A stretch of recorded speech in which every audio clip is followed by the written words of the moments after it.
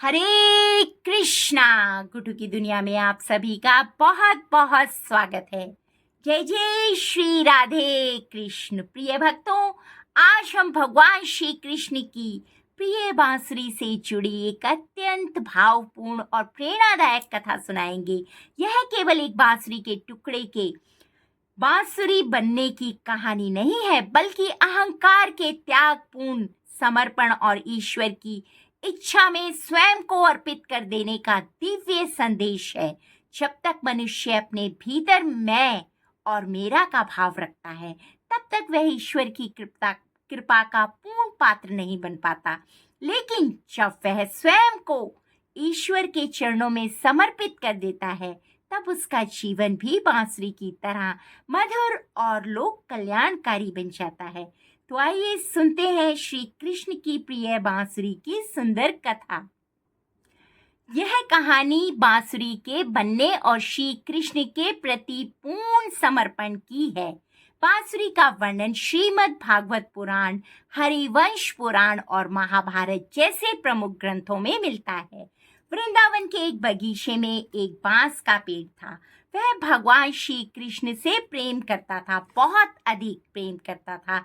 श्री कृष्ण रोज उस बगीचे में आते थे और सभी पेड़ पौधों से बातें करते थे, लेकिन इस बांस के पेड़ से वे विशेष प्रेम करते थे।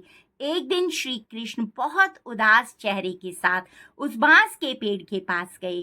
पेड़ ने पूछा, श्याम, आप आज इतने उदास क्यों हैं? क्या मुझसे कोई भूल हुई है?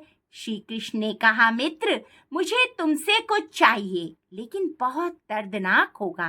बांस के पेड़ ने बिना संकोच के कहा, प्रभु, मेरा यह जीवन, मेरा अंग अंग आपका ही दिया हुआ है, आप चाहे जो ले लें। श्री कृष्ण ने कहा, मुझे तुम्हें काटना होगा, तुम्हारे टुकड़े करने होंगे और तुम्हारे भीतर के सारे हिस्से को खुरच कर तुम्हें पूरी तरह खाली कर तुम्हारी देह में छेद करने होंगे। क्या तुम यह दर्द सह पाओगे? पेड़ ने मुस्कुराकर अपनी आंखें बंद कर ली और कहा, अगर इस दर्द के बाद मैं आपके काम आ सकूं तो मुझे यह मंजूर है। श्री कृष्ण ने उस बांस को काटा, उसे अंदर से पूरा खाली किया, यानी उसका अहंकार और मैं का भाव मिटा दिया और उसमें 7 छेद किए। इस तरह वह साधारण बांस का टुकड़ा बांसुरी बन गया। श्री कृष्ण की बांसुरी केवल एक वाद्य यंत्र नहीं, बल्कि प्रेम, भक्ति, ईश्वर के आवाहन का प्रतीक मानी जाती है। बांसुरी के प्रसिद्ध नाम है वेणु, छोटी बांसुरी जिसकी ध्वनि बहुत मधुर मानी जाती है। मुरली सबसे प्रसिद्ध नाम, श्री कृष्ण को मुरलीधर भी कहा जाता है। वंशी, अपेक्षाकृत लंबी बांसुरी जिसका उल्लेख वैष्णव परंपराओं में मिलता है। जब श्री कृष्ण वृंदावन में गाय चराने जाते थे तो वे बांसुरी बजाते थे। उनकी धुन सुनकर गायें चरना छोड़कर उनके पास आ जाती थीं। पक्षी शांत होकर सुनने लगते थे। यमुना का प्रवाह भी मानो थम सा जाता था। हर कोई प्रेमवश श्री कृष्ण की ओर खिंचा चला जाता था। श्रीमद् भागवत पुराण के 10वें स्कंध के वेणु गीत में गोपियां श्री कृष्ण की बांसुरी की महिमा का अत्यंत सुंदर वर्णन करती हैं। यह बांसुरी ईश्वर के उस दिव्य आवाहन का प्रतीक मानी जाती है जो हर जीव को अपनी ओर बुलाता है। और भक्तों, इस कथा से मिलने वाली शिक्षा, इस कथा से हमें कई महत्वपूर्ण शिक्षाएं प्राप्त होती हैं। सबसे पहले शिक्षा यह है कि ईश्वर की कृपा प्राप्त करने के लिए अहंकार का त्याग करना पड़ता है।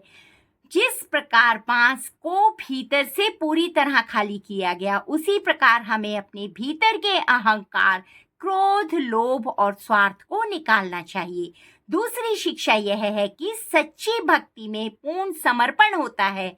बांस ने बिना किसी शिकायत के हर कष्ट स्वीकार किया, क्योंकि उसे विश्वास था कि भगवान के कार्य में आएगा। इसी प्रकार भक्त को भी जीवन की कठिनाइयों में ईश्वर पर विश्वास बनाए रखना चाहिए।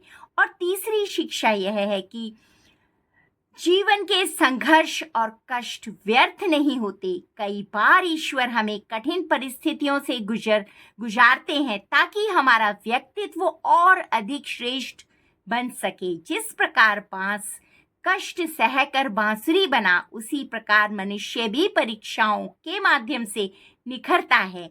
चौथी शिक्षा यह है कि जो व्यक्ति स्वयं को ईश्वर के हाथों में सौंप देता है, उसका जीवन दूसरों के लिए प्रेरणा और आनंद का कारण बन जाता है। बांसुरी स्वयं कोई धुन नहीं बजाती, वह केवल ईश्वर के अधरों पर रहकर उसकी इच्छा के अनुसार संगीत उत्पन्न करती है। इसलिए हमें अपने जीवन को ऐसा बनाना चाहिए कि हमारे विचार, वाणी और कर्म ईश्वर की इच्छा के अनुरूप हों। समापन संदेश भक्तों, बांसुरी हमें सिखाती है कि यदि हम अपने भीतर से अहंकार को निकाल दें, स्वयं को ईश्वर के प्रति समर्पित कर दें और उनकी इच्छा को स्वीकार कर लें, तो हमारा जीवन भी दिव्य संगीत की तरह मधुर और सार्थक बन सकता है। आइए प्रार्थना करें कि भगवान श्री कृष्ण हमें अपनी बांसुरी के समान विनम्र, पवित्र और समर्पित बनने की शक्ति प्रदान करें। राधे राधे, जय श्री कृष्ण। तो भक्तों, अगर आपको हमारी कथा अच्छी लगे तो प्लीज हमारे चैनल को सब्सक्राइब कीजिए, हमारी कथाओं को लाइक कीजिए, शेयर कीजिए और आप सभी के जीवन में मंगल कार्य होते रहें, सभी स्वस्थ रहें और भक्ति में आगे बढ़ते रहें। जय जय श्री राधे। धन्यवाद भक्तों, और गुड्डू की दुनिया पर बने रहिए और सुनते रहिए भक्ति भरी कथाएं। धन्यवाद।